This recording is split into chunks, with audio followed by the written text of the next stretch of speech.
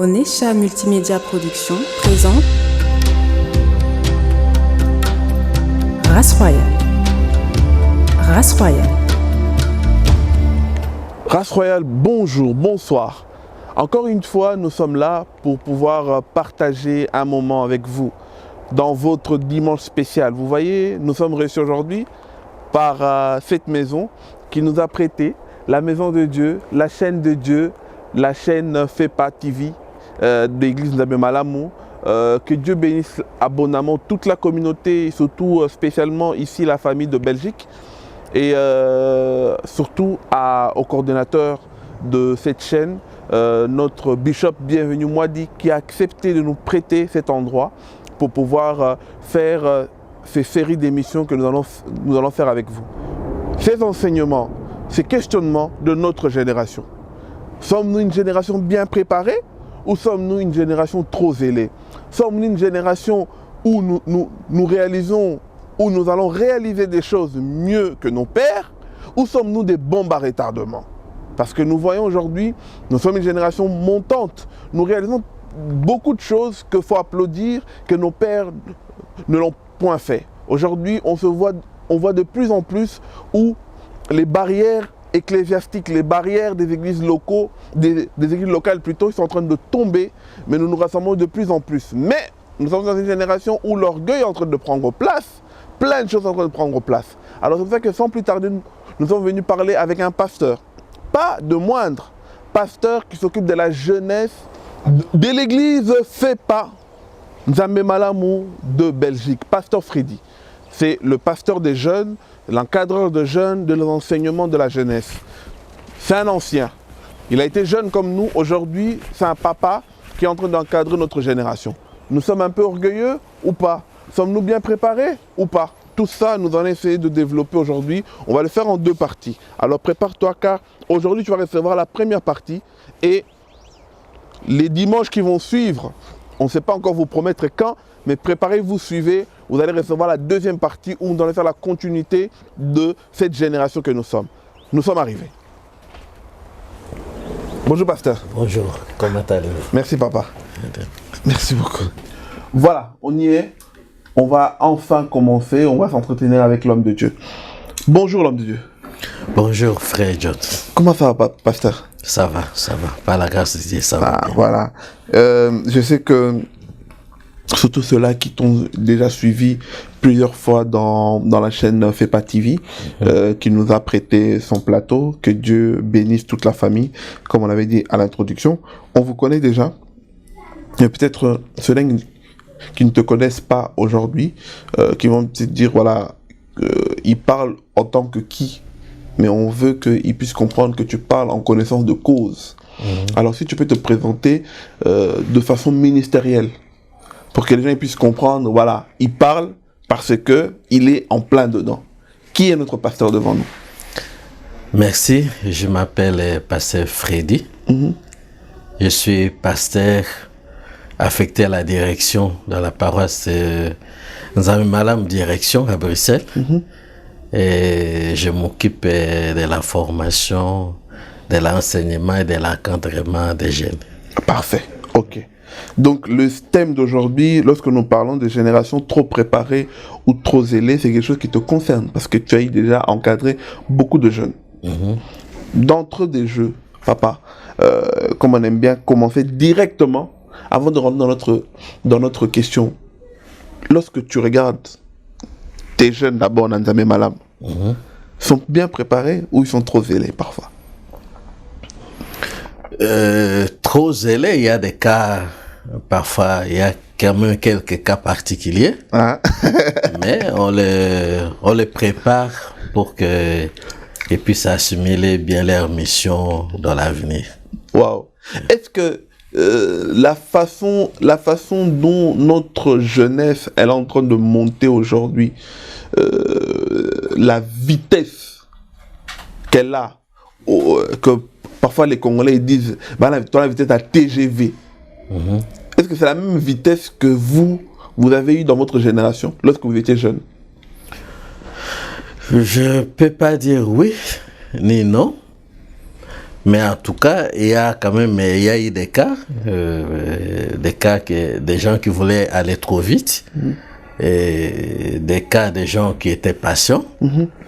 Donc, bon, dans notre génération, quand on est formé, il y a quand même eu des cas des gens qui voulaient absolument avoir l'autonomie, aller plus rapide parce qu'ils se voyaient déjà, après avoir prêché quelquefois, connaître quelques versets bibliques, ils se voient déjà capables d'aller diriger, d'aller plus loin. Au moins, je dis que pour diriger demain, il faut accepter d'être dirigé aujourd'hui. Amen.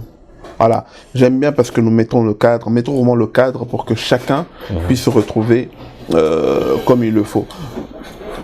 Si tu peux donner une définition simple, lorsqu'on parle, parce que c'est vrai que le thème, beaucoup de gens l'ont peut-être vu dans les affiches, l'ont peut-être vu dans des posts Facebook, Instagram ou autres, mais ils se disent, voilà, ils disent zélé, c'est quoi le mot zélé? Peut-être un non-chrétien ne comprendra pas le mot zélé. Lorsqu'on dit une génération trop zélée, ça veut dire quoi exactement?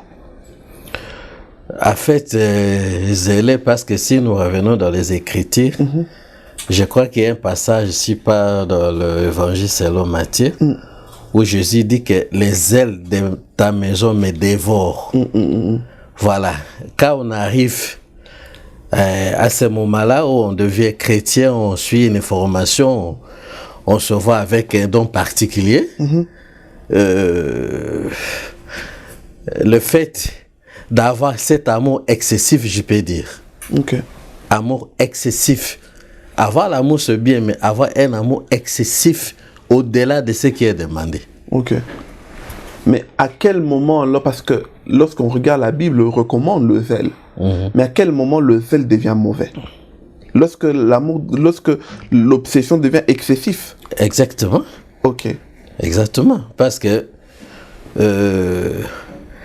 quand tu es appelé à faire quelque chose, mais tu ne tiens plus compte des temps, tu ne tiens plus compte de l'expérience, tu ne tiens plus compte des conseils. Donc, tu veux aller plus vite parce que tu as un objectif dans ta tête que tu veux atteindre. Mais cet objectif-là demande parfois qu'il y ait des temps pour que tu puisses y arriver. Donc, quelqu'un qui ne coûte plus, qui ne veut plus avoir une référence, il se sent capable de tout, c'est là où le zèle devient mauvais. Exactement. Parfait. Une très bonne définition pour rentrer. Alors, moi, je sais que toi, tu te mettras à la place des pères. Moi, je mettrai aussi à la place des fils. Parce que là, c'est comme si on a des générations ici. Il y a la génération Samuel, et génération Élie, génération Samuel. Bien que je ne suis pas Élie. Mais tu l'es par rapport à la génération suivante que nous sommes. Tu l'es. Voilà, tu l'es. Donc, faut l'accepter, papa. Alors, est-ce que, lorsqu'on parle des pères, la génération de sacrificateurs Élie, est-ce que ont-ils bien préparé la génération Samuel que nous sommes aujourd'hui? Parce que moi j'ai des cas, j'ai des exemples précis. Répondre à cette question d'une manière précise, il faut avoir des données de toutes les personnes concernées. Mais aussi longtemps, le fait que nous ne disposons pas de ces données-là, je ne dirais pas qu'ils sont mieux préparés ou qu'ils sont mal faits, mais la responsabilité est partagée. Ce que j'ai constaté est que souvent chez nous, surtout chez nous en Afrique, on aime souvent préparer quelqu'un que quand on se sent plus capable d'assumer une fonction. Une très bonne analyse. Voilà. Quand on est fatigué, on n'a plus l'énergie ni la force de faire quelque chose, c'est à ce moment qu'on commence à préparer. Quand on est épuisé. Voilà. Tandis que la préparation doit se faire au moment où on est encore en forme. Tout à fait. Au moment où on est encore l'énergie, la force, cette connaissance, le mouvement physique, pour te permettre à bien contrôler la personne que tu prépares. Et la personne va acquérir l'expérience pendant tous ces temps. Mais quand vous entendez que non seulement vous arrivez à la fin, quand vous êtes épuisé, fatigué, là vous n'avez plus les mêmes énergie, capacité, faculté que tu avais avant pour former la personne. Mais est-ce que c'est pas à cause de... c'est pas quelque part la mentalité, parce que lorsque tu expliques ça, c'est tellement vrai, parce que ce soit dans notre culture chrétienne, que ce soit dans notre culture africaine, que ce soit dans le monde politique, on a toujours on a un peu cette mentalité-là de préparer les gens seulement quand on est fatigué. Donc on dirait que les aînés ont parfois du mal à penser à l'avenir. Ils pensent à eux-mêmes tant qu'ils sont présents. C'est pourquoi, malgré que nous sommes chrétiens, mais nos habitudes africaines ne nous quittent pas. Et je dirais qu'il n'y a pas que nos habitudes africaines, parce qu'il y a aussi des cas qu'on peut voir peut-être aussi ailleurs, qu'on a constaté, parce que pendant ces temps que je fais dans le ministère, j'ai eu quand même la grâce de voyager un peu. En fait, il peut y avoir aussi un problème, parce que le sacrificateur qui est là, qui a détecté qu'un jeune a un don, une compétence particulière, il y a d'autres qui opèrent de lui former à ce moment-là, croyant que peut-être il va vite lui remplacer. D'accord. Et cette peur-là, il va peut-être chercher à lui freiner, à étouffer un peu, et attendre qu'il soit à la fin pour pouvoir former la personne. Or, quand vous formez la personne, il faut avoir aussi le temps de lui contrôler, et il faut qu'il y ait un temps de suivi. Tu peux former, mais ici, il n'y a pas un temps de suivi, donc la formation peut-être ne peut avoir rien servi. Aujourd'hui, lorsque on entend, enfin, lorsqu'on voit nos jeunes, dans votre temps, on voyait que lorsque vous vous convertissez, pour devenir pasteur, vous prenez le temps. Il y avait le temps d'apprendre, et voire même lorsque vous avez eu à commencer à prêcher, le titre pastoral, etc. et tout, peut-être que c'était pas une course en fait. Mais aujourd'hui, dans notre génération, nous courons derrière les titres prophétiques, nous courons derrière les titres apostoliques. Parfois, j'entends même des jeunes, on voit des jeunes, ils ont moins de 30 ans, mais ils sont déjà devenus prophètes ou apôtres. Mais peut-être dans votre génération, c'était très difficile. Pourquoi un peu cet aléa? Est-ce que peut-être ça vient de vous? Ou peut-être ça a été créé par nous, les jeunes, cette ambition-là de courir derrière les titres? Ça vient d'où peut-être? Je peux dire que ce que j'appelle, ça sort aussi du mouvement chrétien. C'est-à-dire? Parce qu'il y a le mouvement chrétien et il y a le christianisme. Il y a le christianisme, mais il y a des mouvements qui sont sortis du christianisme. Notamment des gens qui sont sortis, qui veulent être d'abord comme des électrons libres, qui ne veulent pas être contrôlés. En fait, on a tendance à prendre les choses de nos traditions du monde politique pour les assimiler à l'Église. Et dans ce cas, on va courir derrière les titres, croyant qu'en ayant un titre quelconque, ça va te rendre célèbre. En ayant des grades, je ne sais pas de qui, si comment, ça va te rendre célèbre. Mais non. Moi, je dis que si Christ te marque, tu seras remarquable partout. Amen, amen. Waouh, waouh, waouh. Et, mais, papa, aujourd'hui, lorsqu'on voit, comment d'abord se passe dans votre temps? Peut-être ça va nous aider.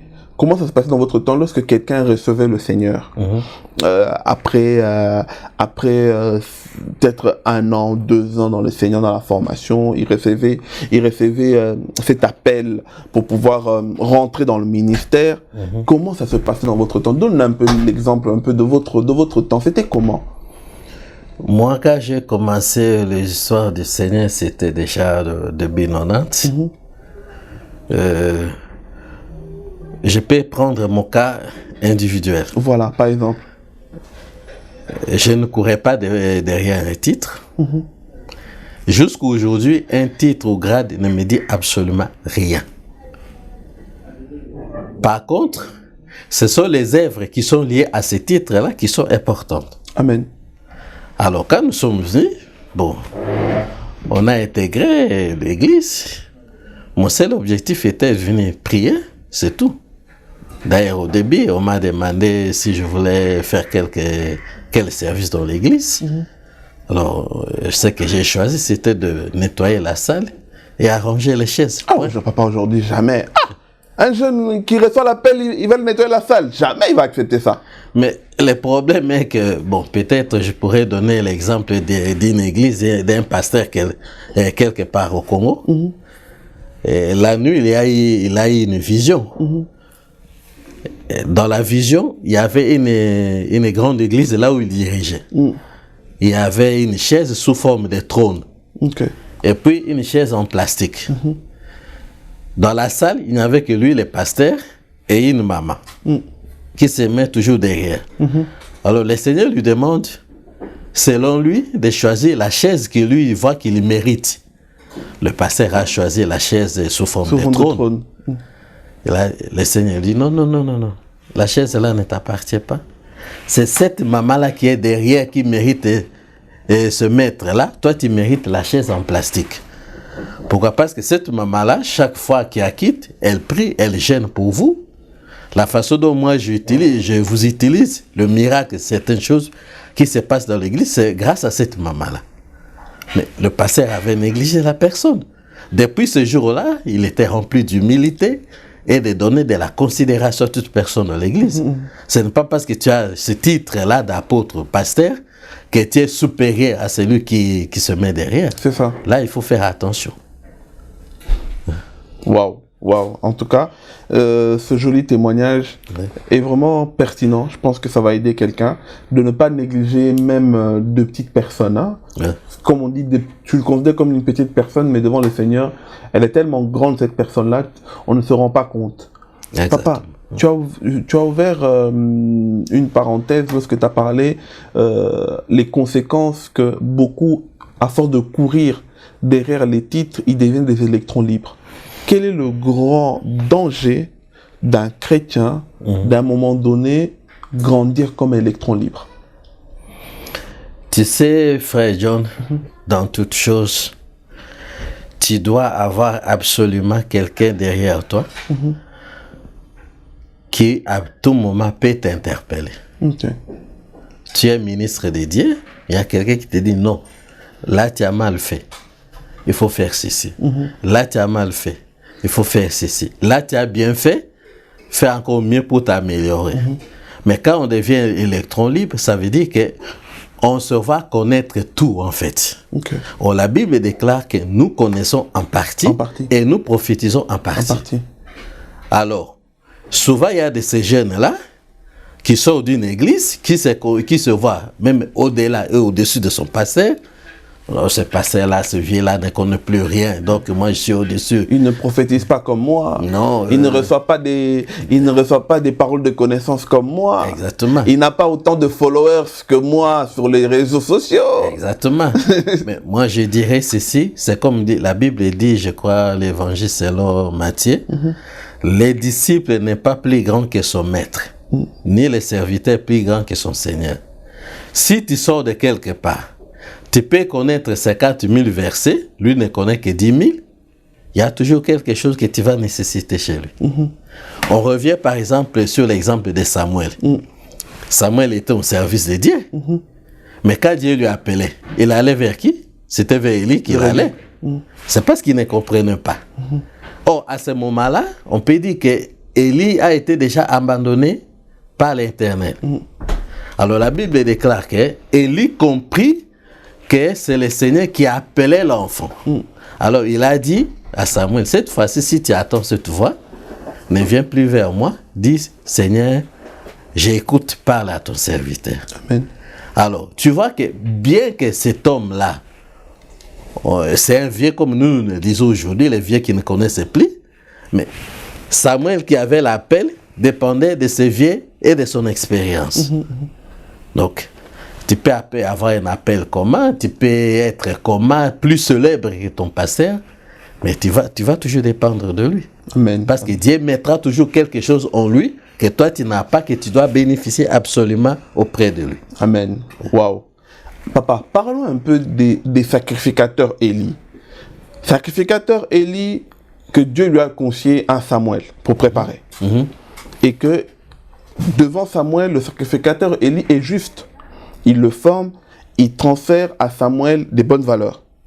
Mais de l'autre côté, le même sacrificateur Élie ferme les yeux face aux bêtises que leurs enfants, que ses enfants, ils sont en train de faire à l'église.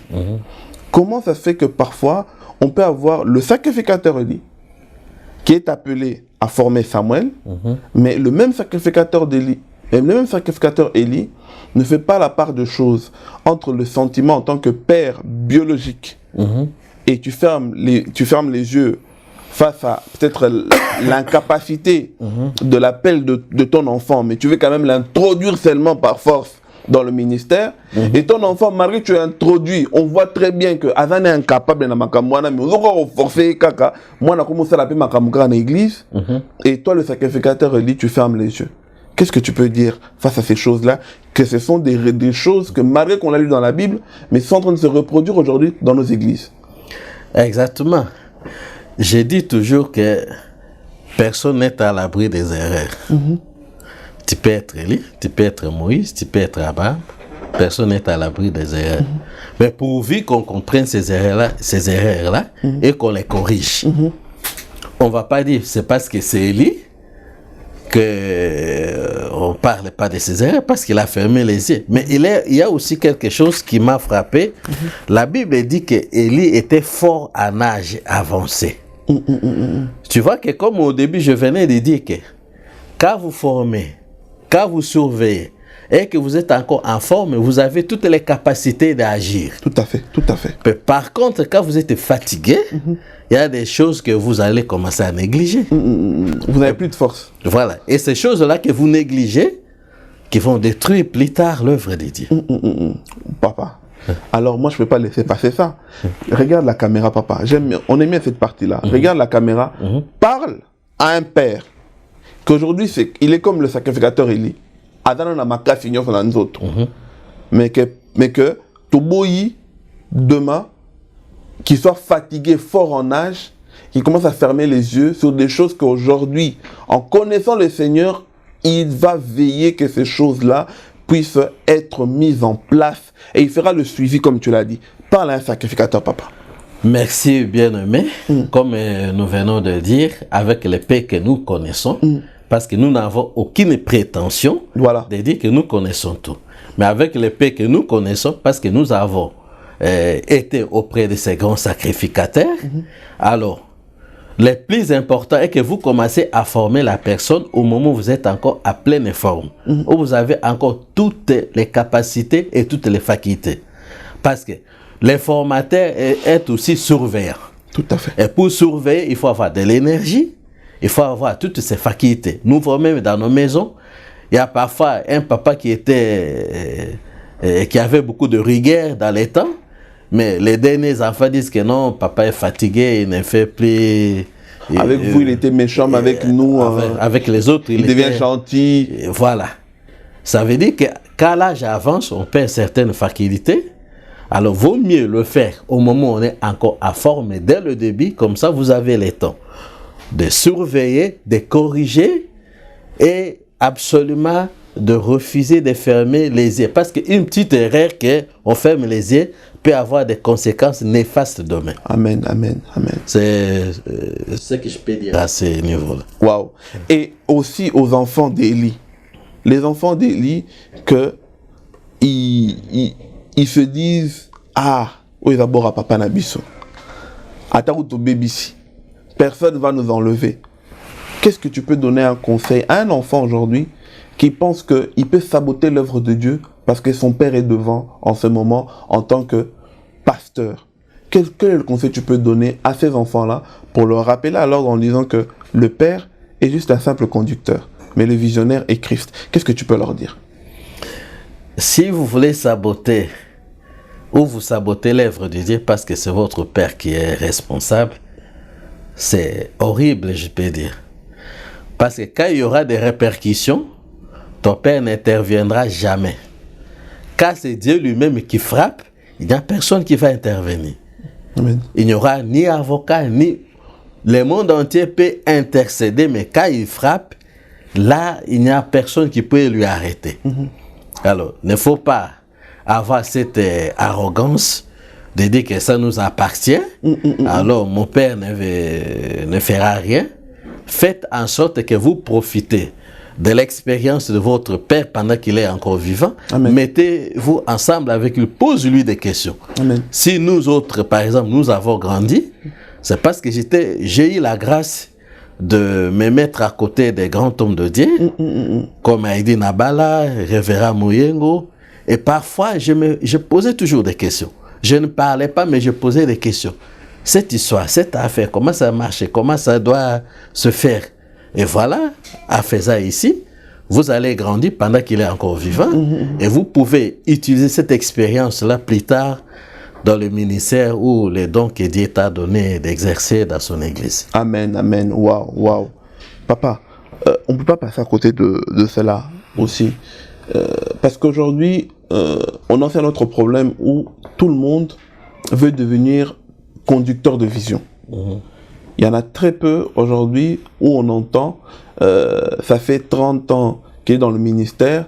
Vous voyez, quand vous avez commencé, vous n'avez même pas eu de cheveux blancs dans la tête. Mais aujourd'hui, vous avez des cheveux blancs. 30 ans où vous n'avez jamais eu le besoin de quitter votre église pour aller faire une autre vision, juste pour être conducteur de vision. Quelles sont les valeurs qu'on vous a transmises de le commencement de votre foi qui a fait que jusqu'aujourd'hui, vous êtes resté au même endroit sans forcément vouloir avoir des envies de convoitise, avoir ce plaisir-là de dire, voilà, moi aussi je dois être aussi le pasteur responsable. Qu'est-ce qui a fait que vous êtes toujours resté à cet endroit-là, au même endroit, toujours en train de suivre la marche du Seigneur? Parce que c'est le problème que nous, on a dans cette génération-là, où je veux bien être formé, mais au bout de 3-4 ans, j'ai envie de partir. J'ai envie de faire quelque chose, à moi aussi, pour que moi aussi je puisse conduire. Mais on voit que vous avez toujours été dans la vision de Nzambe Malamu. Qu'est-ce qui a fait en fait? Je ne peux pas dire que nous n'avons jamais eu ces envies et ces ambitions-là. Ok. Mais il faut se poser des questions si cela vient de Dieu ou pas. D'accord. Parce que le fait de bien prêcher ne te rend pas automatiquement pasteur. Le fait que Dieu agit à travers toi, de prodiges, de miracles, ne te rend pas automatiquement visionnaire. C'est très délicat. Il faut attendre absolument l'appel de Dieu. Et il y a des moments où le diable peut te souffler. Ok. Bon, tu vois, tu connais déjà assez, tu sais, tu as fait ceci. Mais il faut discerner, est-ce que c'est la voix du diable ou bien c'est la voix de Dieu? Tout à fait. Aujourd'hui, j'accepte même que dans certaines paroisses, ou dans la paroisse où je suis, qui est dirigée par une autre personne, que moi j'ai l'expérience plus que lui. Mais gloire à Dieu, si c'est Dieu qui lui a appelé à ce poste, c'est là. C'est à nous qui avons l'expérience de mettre notre expérience en vie pour aider la personne à progresser. Alors, tu peux attendre plusieurs voix par toi-même, tu peux avoir de vision. Quelqu'un d'autre peut venir te dire, mon frère John, vraiment, Tu es préparé? quand toi tu prêches, vraiment, je sens ceci, l'onction, ceci. Il y en a même d'autres qui me disent même, le pasteur là, quand il prêche, on sent rien, mais toi, quand tu prêches... Voilà, il faut discerner que ce n'est pas la voix de Dieu, c'est la voix du diable. Pour te détourner de la voie dans laquelle tu es. Amen. Or, tu peux être dans l'église comme je suis, sans avoir une autre fonction, mais tu sais qu'il y a déjà qu'on appelle des faiseurs de rois. Il y a quelqu'un qui règne, mais derrière lui, il y a quelqu'un qui est en train de travailler pour que ce règne soit tel qu'il est. Mais si tu as ce rôle-là, pourquoi envier des titres? Pourquoi envier des responsabilités? Mets-toi dans ce rôle-là de faiseur de roi, prodige des conseils. Dis, mon frère, toi tu fais ceci, mais fais cela. Quand il va le faire, ce n'est pas toi qu'on verra, on verra lui qui est responsable. Amen. Mais nous faisons tous pour la gloire de Dieu. Alors il faut faire attention de suivre les voies. Parce que le diable te parlera. À travers des voix. Par toi-même. Prenons l'exemple de Christ. Quand il disait que non, il faut que le Fils de l'homme soit mis à mort et puis il va ressusciter. Pierre lui a dit, jamais Seigneur, cela ne t'arrivera pas. Qu'est-ce que Christ a dit? Derrière moi, Satan. Parce que Christ avait compris que c'est Satan qui utilisait Pierre. Alors, Satan peut venir te transmettre nos voix. Il peut utiliser des personnes comme tu viens de le dire. Il peut te donner une certaine arrogance que quand toi tu es là, il y a des gens qui crient. Mais ce n'est pas ça le nécessaire. Le plus nécessaire est que les âmes soient sauvées. Amen. Amen. À n'importe quel niveau et poste que tu es. Ce n'est pas ça qui est important. Papa, on est en train de tendre petit à petit dans notre première partie, mais il y a vraiment je sens que le Seigneur est en train de t'utiliser pour pouvoir parler à une sœur, à un frère qui est convaincu aujourd'hui. Peut-être à l'instant qu'on est en train de parler, il est convaincu qu'il est appelé à un ministère. Mais il pense qu'être appelé à un ministère, c'est sortir. Être appelé à un ministère, c'est aller ailleurs. Être appelé à un ministère, c'est commencer quelque chose. Si tu peux regarder la caméra aussi, encore une fois de plus, parle à cette personne-là qui a peut-être reçu l'appel, qui est authentique, mais peut-être son appel est fait toujours pour qu'il puisse être, comme tu as dit, le faiseur du roi. Quels sont peut-être les conseils ou peut-être des petits, avec l'expérience que vous avez, quels sont les conseils, des petites astuces que tu peux lui conseiller en ce moment de ne pas être trop pressé? Merci frère John. Je reviens en donnant l'exemple de David.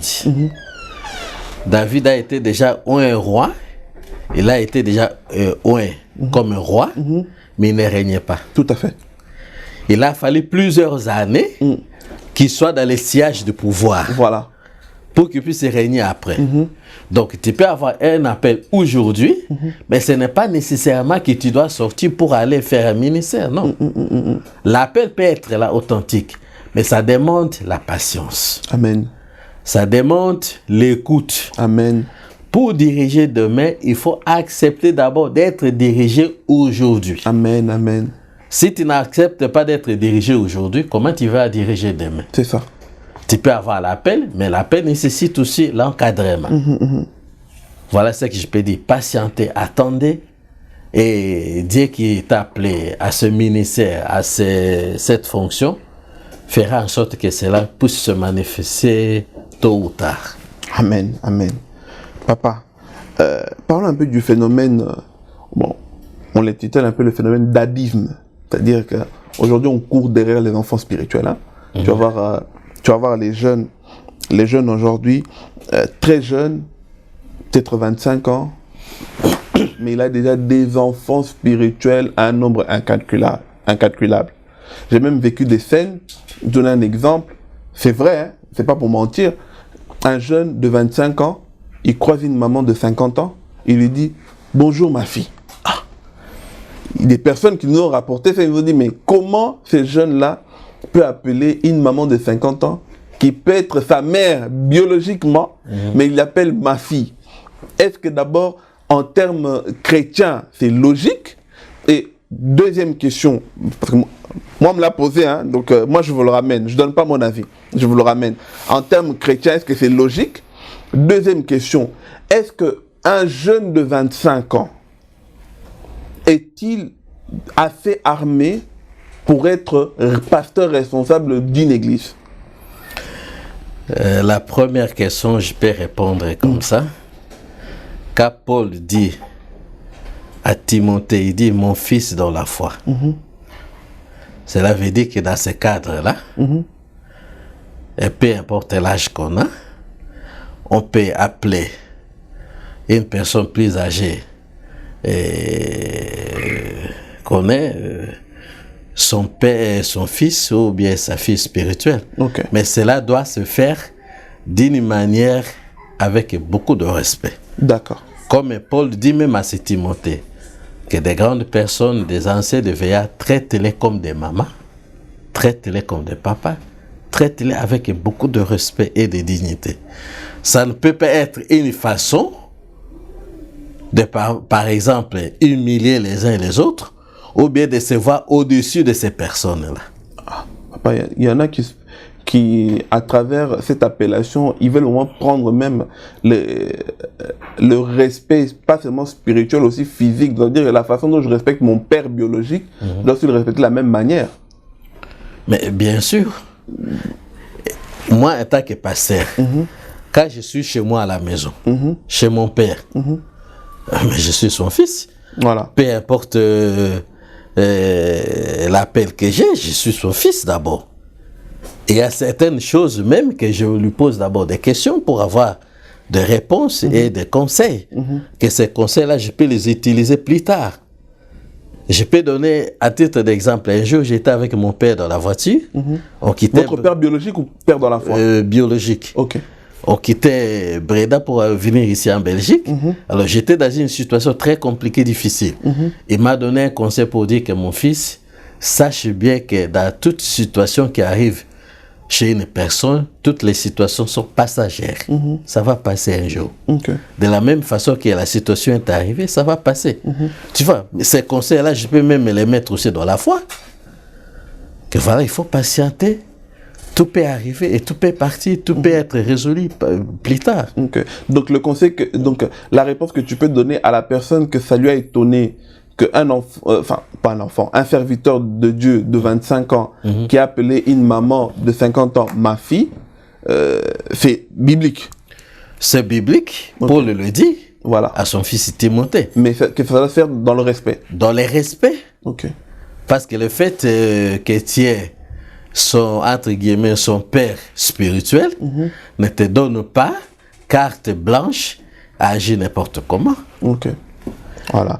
Et la deuxième question. Voilà.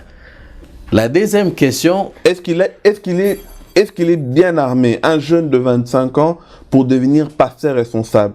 Que ce soit spirituel, que ce soit dans la sagesse, que ce soit dans toutes les choses pour pouvoir gérer des âmes. je vais répondre à plusieurs volets. D'abord, si nous allons dans la question sagesse, il faut voir cas par cas. D'accord. On ne peut pas donner une réponse que non, c'était la réponse standard Voilà. dans tous les cas. Voilà. Parce qu'il y a des personnes qui sont nées sages déjà. Ok. Tu peux avoir un jeune de 15 ans qui raisonne plus mieux qu'un papa de 50 ans. Tu peux avoir un jeune de 25 ans qui raisonne plus mieux qu'un jeune de 30 ans. L'inverse aussi peut se faire. Parce que Job, qu'est-ce que Job dit? Je crois Job 39. Ce n'est pas le nombre d'âge qui donne à la personne la sagesse. D'abord, il faut voir la paix de la personne. Ça, c'est très important. Parce que j'ai quand même on a eu, je crois, un cas au niveau de notre église Nzambe Malam, où on avait, je crois, dans une paroisse à Kinshasa, un pasteur qui avait 15 ans, je crois. D'accord. Qui dirigeait une paroisse. Oui. Mais, comme je disais, cela ne lui donne pas non plus carte blanche. Si vous êtes appelé à diriger à cet âge-là, je crois que Dieu préparera aussi déjà autour de toi qui vont te donner des conseils sur les plans administratifs, sur les plans de déontologie. Mais je ne dirais pas qu'on est capable de diriger à 25 ans ou on n'est pas capable parce que ça dépend d'une personne à l'autre.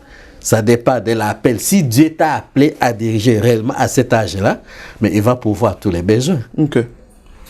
Voilà. Mais je pense que c'est clair. Vous avez bien répondu. Si vous avez des questions par rapport à ça, posez-la nous. Envoyez-le nous en privé. On va essayer de revenir.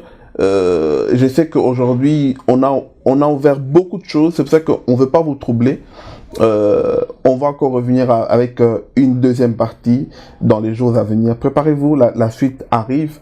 C'est pour cela que aujourd'hui, pour cette partie, on va terminer ça par une prière. On va demander à l'homme de Dieu, Pasteur Freddy, de prier pour un jeune, pour une sœur, pour un frère qui sent l'appel monter en lui, mais peut-être il y a des signes peut-être qui n'arrivent pas à les distinguer, il n'arrive pas à le lire, il ne sait pas si c'est le bon moment ou pas. On va demander à l'homme de Dieu de prier avec cette sagesse que le sacrificateur Élie a eue face à Samuel.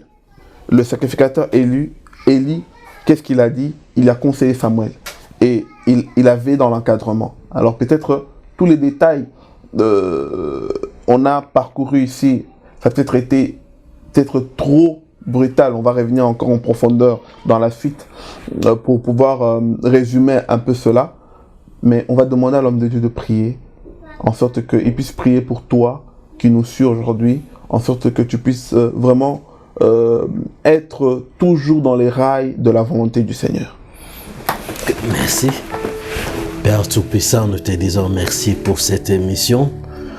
Nous te disons merci, Seigneur, pour ce moment que nous venons de passer à ta présence. Je te recommande cette sœur, ce frère qui sent l'appel en lui et qui ne sait pas encore distinguer à quel moment il doit exercer, que tu puisses lui donner la sagesse, que tu puisses lui accorder surtout la patience, de patienter jusqu'à ce que toi tu puisses ouvrir, Seigneur, les portes et que tu puisses accomplir, dire le moment que la personne peut sortir ou aller exercer le ministère. Amen. Garde tout et chacun, Seigneur. Donne-nous la patience, donne-nous surtout l'obéissance, le respect, l'humilité, Seigneur. Donne-nous de respecter, d'obéir à ceux qui nous dirigent pour que nous soyons aptes à diriger les autres demain. Amen. Que l'Esprit Saint nous vienne en aide, que l'Esprit Saint contrôle tout, que les sentiments, les idées, les ondits des gens, les visions charnelles, les idées des autres pour nous dérailler soient mis hors étant donné au nom de Jésus-Christ. Que l'Esprit contrôle, dirige et règne dans toute personne au nom de Jésus-Christ. Amen. Amen. Amen. Merci papa. Est-ce que tu acceptes de revenir pour faire la suite de cette partie? Selon la volonté de Dieu et l'appel que vous allez nous donner, nous ne manquerons pas de le faire. Amen. Non, on prend cet engagement, papa. Avec la foi, on sait que la deuxième partie est en train d'arriver d'ici peu. On va voir ce que Dieu permettra et puis on va le faire en fonction de cela. Amen. Que Dieu vous bénisse abondamment. À très très bientôt. Au revoir.